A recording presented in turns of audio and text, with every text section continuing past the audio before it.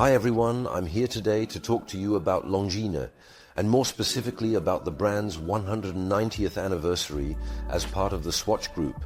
And what better way to celebrate this event than to find ourselves on the brand's native soil, namely in Saint-Imier, which is the historic birthplace of the brand and still home to the Longines workshops and international headquarters today. So, during this visit, we'll have the pleasure of diving into Longines' past. With a tour of the museum, reviewing some iconic pieces that have marked its history, and a focus on some major innovations that the global watchmaking industry owes to Longines. We will also have the pleasure of being welcomed by Matthias Brechan, the CEO of the company, who will kindly answer our questions. So, listen, welcome to Longines in Saint-Imier, and we'll be back for the next part.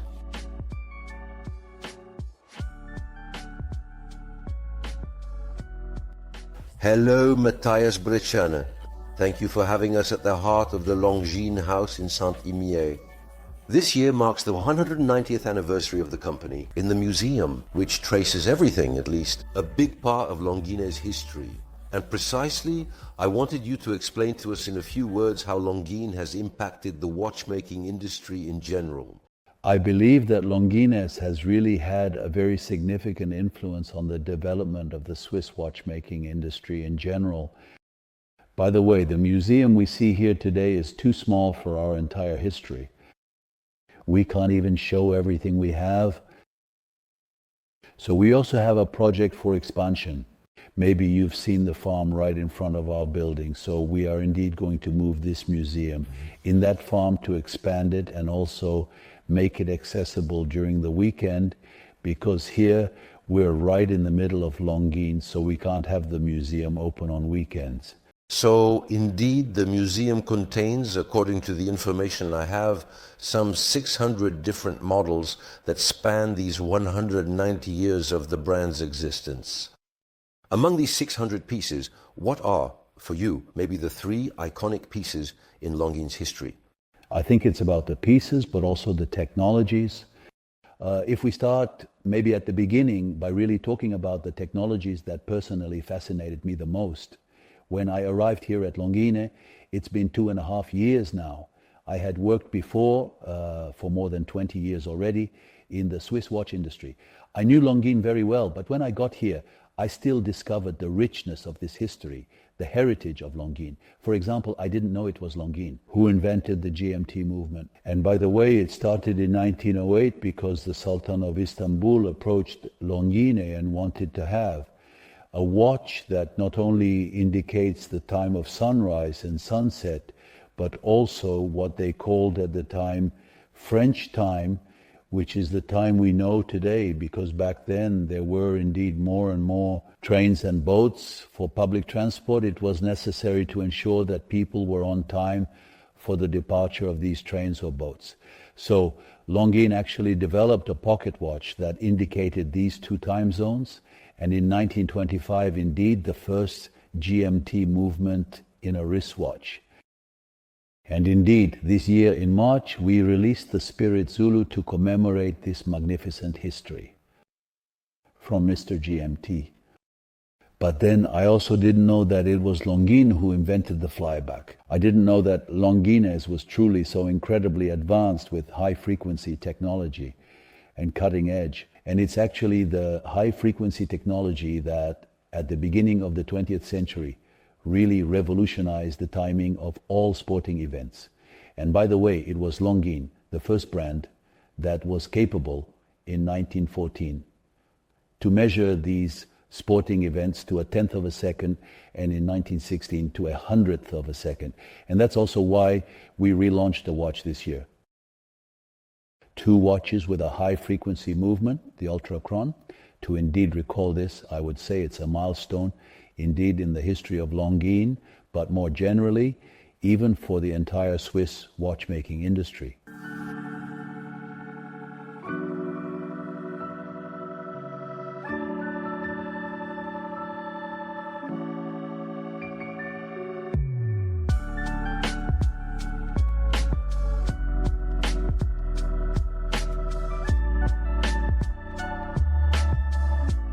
Hello, Daniel Hug.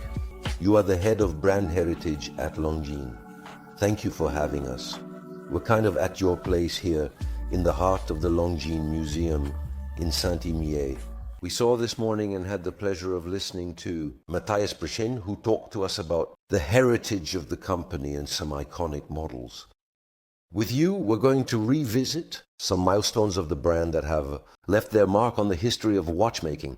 I'd like to start maybe with an invention that Longines made in 1908. It was the Turkish watch that displayed 2 time zones on the same dial with 2-minute hands and 2-hour hands. We patented this invention in 1911, and we applied this idea several times. The first wristwatch, which had a second hour hand to indicate.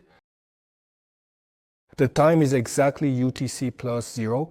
It's the time format that we use in Greenwich, London. That's the prime meridian. And because UTC plus 0, the 0 start with a scene. We later talked about this time format as solo time. We named this watch Solo, and indeed it's a compact and lightweight watch, but it has quite a lot going on.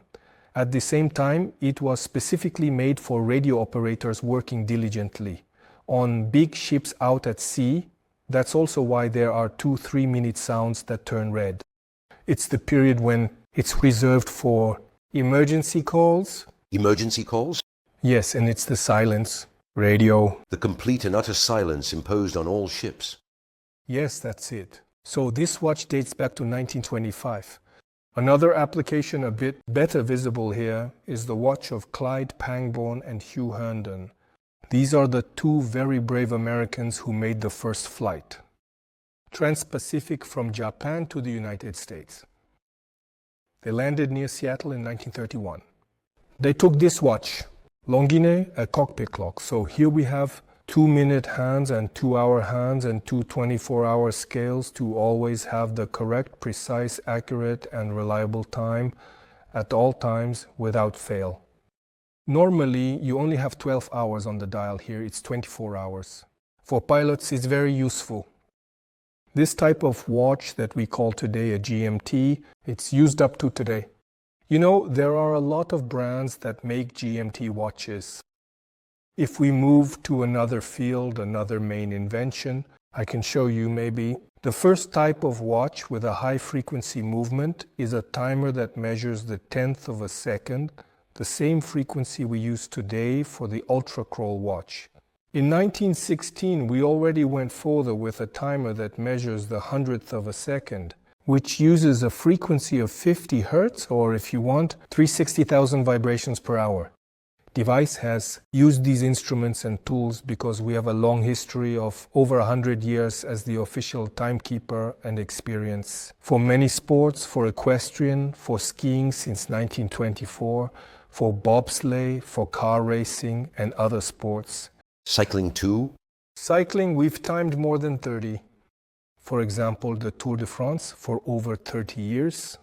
The Monte Carlo Rally for over 30 years, the Monaco Grand Prix in Formula One. And for this type of timekeeping, we've often used high-frequency movements. In the year 1959, the company innovatively developed the caliber 360. It was the first movement for a wristwatch with high frequency. But here we don't use high frequency to measure a very short period of time, but to improve the precision of the movement. Here, let me show you. The Ultrachron watch from 1968, a diver's version with a case that is rated to 200 meters. And this watch actually already has a pressure of 250 per day, which is in fact incredibly much better than a COS chronometer. So, we're going to move on to another part of Longines' history, but here we're going to talk about a topic perhaps less known about the brand, which is its work on innovation with rotating bezels. That's something we've discovered quite recently, that Longines has received an order in 1917 from a Mr. Jules Vial from Paris, who filed a patent in 1914. He already wrote in his 1914 patent that this instrument must have a rotating ring turned by hand, but it didn't stop there with this instrument rather. military aviation. But Longines used this idea for a whole series of watches for pilots. I have here an example that I would like to show you, a demonstration of a chronograph watch for pilots from 1937, which is designed specifically with basically the same type of rotating bezels. Here we have a bidirectional rotating bezel, which is equipped with a marker conveniently located inside the case, and precisely, with luminescent markers to be visible at night as well. The device also developed bezels, which are essential for precise and accurate navigation calculations with a scale for navigation calculations. Like on our very famous and widely recognized Lindbergh device, this aviation-inspired watch has the first rotating bezel with a scale for precision navigation calculations. That's also something you find very often today. Think about all the diver watches. They have a rotating bezel which is graduated to 60 minutes, a feature used in watches to measure time intervals. This graduation is a bit more complicated, but the basic idea has remained until today. Very useful. Daniel, I indeed suggest we finish with another very important major invention, which Matthias Berschein also mentioned earlier. It's the flyback function that we also owe to Longines. The flyback function was very useful for pilots when they didn't use the stars to navigate. The very first ones, according to our archive in 1925, 2 examples in our museum dating from 1928 and 1929, and in a larger series, we indeed find the flyback in the extremely specific movement from 1936. The patent for the flyback that Longines applied for dates back to 1935. That's also a function, I can say, that's used even today among the most well-known brands in the field of chronographs. But the basic idea, in essence, came from the professional use by pilots and an invention by Longines. Daniel Hug, thank you for your time and for these explanations about the rich history of the company. And I hope to see you again very soon for more adventures.